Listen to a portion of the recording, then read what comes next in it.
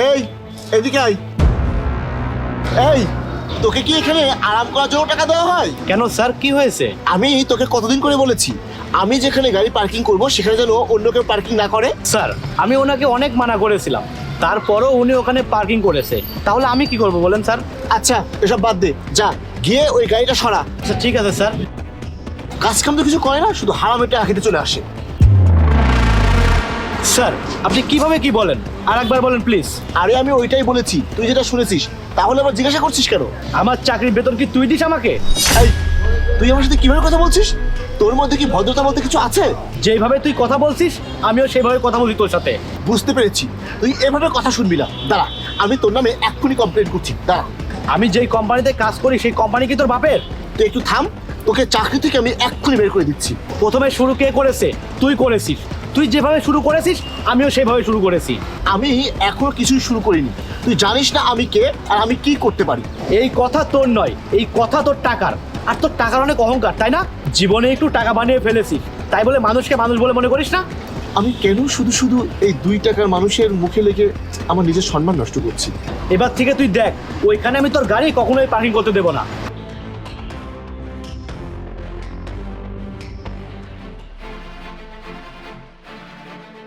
কি হলো, মন খারাপ কেন?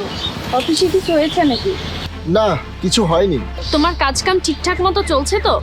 হ্যাঁ গো, সবকিছু ঠিকঠাক মতোই চলছে। তাহলে তো মন খারাপ করে আছো কেন? তোমার কি হয়েছে? তোমাকে দেখে অনেক টেনস মনে হচ্ছে। আরে আর বলো না, ওই কোম্পানির সিকিউরিটি গার্ডের সাথে একটু ঝামেলা হয়ে গিয়েছে। কি? তাহলে তুমি এখন ওর নামে কমপ্লেন করোনি? না, করিনি। কিন্তু কেন করোনি? আমি কমপ্লেন করিনি, কারণ আমার মনে হয়েছে ও যেটা বলছে একদম ঠিকই বলছে। কেন, কি বলেছে? এটাই বলেছে যে আমার নাকি টাকার অনেক অহংকার। তুমি জানো, আমি না আগে কখনো কারোর সাথে খারাপ ব্যবহার বা খারাপ আচরণ করিনি। এখন আমার তাই মনে হয়, এখন আমার ছোটোখাটো যে কোনো ব্যাপারে রাগ হয়ে যায়। আর টাকার অহংকারে আমি যে কোনো ছোট মানুষকে খুব নিচু করে দেখি। আর আমি না প্রথমে তাদের সাথে খারাপ ব্যবহার করি।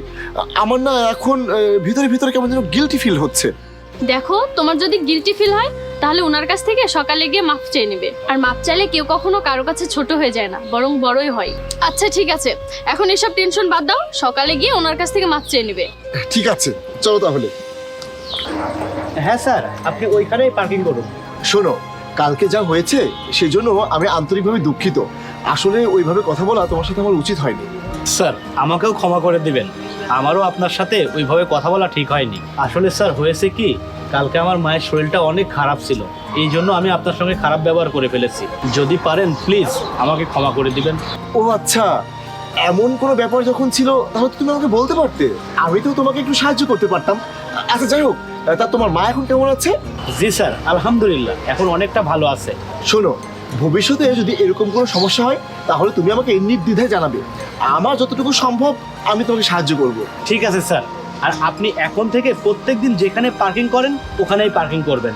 আর আমি সবাইকে বলে দিয়েছি কেউ যেন কাল থেকে ওখানে পার্কিং না করে। আচ্ছা তাই, ঠিক আছে, তোমাকে এর জন্য অনেক ধন্যবাদ। আরে জাহিদ, তোমাকে দেখে আজকে অনেক খুশি খুশি মনে হচ্ছে। হ্যাঁ, আজকে আমি অনেক খুশি, কারণ আজকে আমি ওই সিকিউরিটি গার্ডের কাছে ক্ষমা চেয়ে নিয়েছি। ও আচ্ছা, অনেক ভালো কাজ করেছো। কিন্তু একটা কথা সব সময় মনে রাখবে, সম্মান দিলে সম্মান পাওয়া যায়।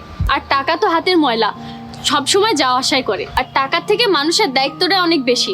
আমার তো শুনে অনেক ভালো লাগলো যে তুমি ওনার থেকে মাফ চেয়েছো। হ্যাঁ সামিয়া, তুমি একদম ঠিক কথা বলেছো। আসলে মানুষের মনুষ্যত্বটাই সবচেয়ে বড়। আর আমরা যদি কারোর কাছে ক্ষমা চাই তাহলে মানুষ ছোট হয়ে যায় না। চলো এখন যাওয়া যাক। হ্যাঁ সেটাই তো, চলো। হুম।